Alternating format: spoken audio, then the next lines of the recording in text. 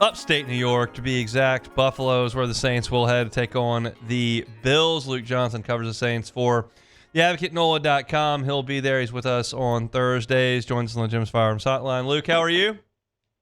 Doing great, buddy. Thanks for having me on. How surprising was last week, if at all? Well, I mean, it was surprising, right? I don't think anybody was anticipating they'd just go up there and get completely rocked. I think I picked them before the game to lose by 10. I think they probably would have preferred that. Just kind of a complete systems meltdown in that first quarter, and like once that happened, they just had like no chance to make a game out of it. Like I started writing my story for that game with like 5 minutes left in the first quarter. Like I can't remember the last time that happened, if ever, covering like a pro football game. But like I saw like a lot of stuff after the game, like it's like putting that on Kellen Moore and saying it's like a sign that he's not ready to be a coach or whatever. Which like obviously like he does deserve a huge share of the blame for the team coming out flat and unprepared in that game. But it was funny. I was like looking back. I was like, I wonder like if some of these other like what we consider now to be really good NFL head coaches, they had games like this in their first season. You taking over a team means they were probably bad the year before. Like, let's just take a look. Like Dan Campbell lost the game 44-6 in his first year. Kyle Shanahan lost one 40-6. Kevin O'Connell lost one 40-10 or 40-3. The Saints absolutely waxed the Bills in Sean McDermott's first year, like 47-10. So like I'm not ready to see that one game and be like, they hired the wrong guy. Which I don't know. Like I don't know if that was something people were doing, but like this sort of stuff happens in the first year of new regimes, I think. I would agree with that. I also didn't like not using the timeouts in week one against the Cardinals, and I hated both field goals, the miss and the one before the half. Sure. And what do you make of those? Yeah, let's be clear. He is not above criticism. Yeah.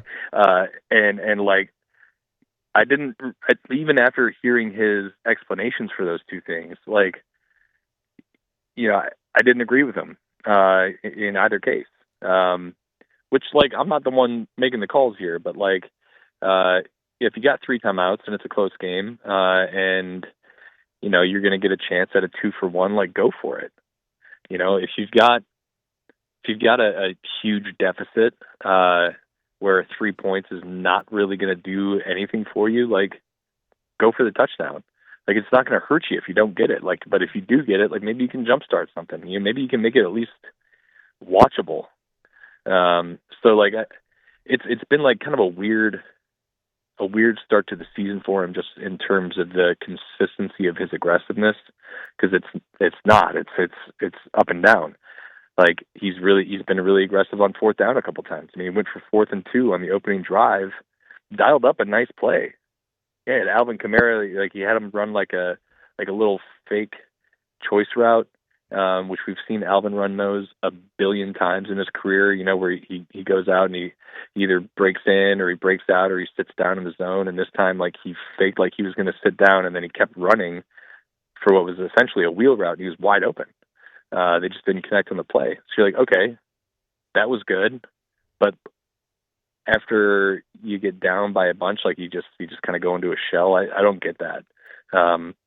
So like, I think this is going to be like a lot of these early season things are going to be stuff that he has to learn on and really critique himself, because I still don't see the value in doing either of those two things that he did. And look, if he needs to learn for the first 3 months of this thing, that's fine, because they're not going anywhere anyway. So as long as he's taking those opportunities and getting better from them, then I guess you'll take it. I guess we'll move forward to Buffalo now. What do they do defensively against Josh Allen? I mean, they gotta have some rosary beads around there up in Gil Benson's offices. Yeah, I mean, I don't know, man. Just like hope that he has the worst day of his professional career. I don't know. He's really, really good, and they've got a bunch of really good players around him on that offense. I mean, Yeah, their starting right tackle is actually one of Trevor Penning's teammates. Really good player, Spencer Brown. He's on the injury report this week. He might not play. Yeah, I don't think that matters. James Cook is awesome. Yeah, he's one of the better running backs in the NFL. They do a really good job using him in the pass game. Josh Allen is just beyond just being like a great passer of the football. Like he's one of the NFL's best two-way weapons as a player. Yeah, I just like I'm having a hard time seeing a path. This is like that scene in the Avengers movie where Doctor Strange is holding up one finger. I'm like, I don't even see the one. Like, you just might as well hold up a zero there. There's no way. I can't see a path where this is like a good defensive game for them. Are you concerned about the play of the young DBs through 3 games? Yeah, I am. And honestly, it's a combination of the DBs and the scheme. They're running so much of this zone defense, and it's just not working. It's like I don't know how much of that to place on Staley and how much to place on the DBs. Whether guys are just not in the right spots in those zones. But it just seems like every team has answers for it. They know where to attack it, and that's concerning because you think that when you start playing a lot more zone versus the man coverage stuff that the Saints were doing in the past, like it lessens the need to have like true lockdown, like Marshawn Lattimore on one side, Paulson Adebo on the other. You don't need the studs; they just need to be in the right spots. And it seems like they don't have the studs, and they're also not in the right spots. So I'm concerned. I mean, it's been pretty rough going for that secondary for the first 3 weeks. So I think maybe if we ever see Chase Young play another football game, like feels like we got to say that. Maybe if they get their pass rush going, it looks a little bit better. The pass rush has been pretty non-existent since week 1, but I don't know. It has not materialized the way I thought it would. You don't really have any chance offensively when your special teams gives up what they gave up last week and you get behind that quickly. But offensively, is there something you'd like to see on Sunday that would push things in the right direction? Yeah, I mean, I think I just filed a story about like their lack of explosive passes.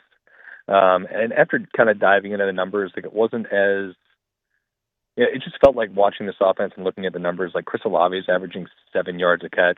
Rashid Shaheed's averaging 9 yards a catch. They're the only NFL team that does not have a wide receiver averaging more than 10 yards per catch. So it just feels like it's been a lot of dink and dunk, but they have taken shots downfield. It's just it hasn't materialized in big plays, and a lot of it has been like Spencer missing the target. So I think I want to see their run game get going so they can open up some more opportunities for the vertical passing game because they've got the guys to do it.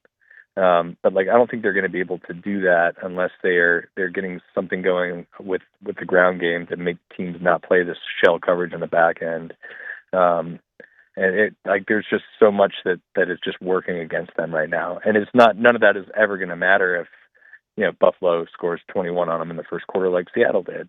So they got to be in like a neutral or close to neutral game script to where they can actually take advantage of some of these plays. But I need to see some explosive plays out of this offense. It's been really, really boring through a couple of weeks. Well, fly safe, get some wings, don't fall through a table, and get home safe. I will probably do at least most of those things. Okay. He's Luke Johnson, covers the Saints for The Advocate and NOLA.com. Good enough to give us some time on Thursdays. So always look forward to that. I'm going to have a lot to say about the Saints next week because I feel like you've got a competitive game. You got a chance to win. Like, I don't have a lot to say about the Saints and Bills. The Bills are one of the best teams in the NFL. They might have the best player in the NFL, and the Saints are coming off an embarrassment. So, like, what are we doing here?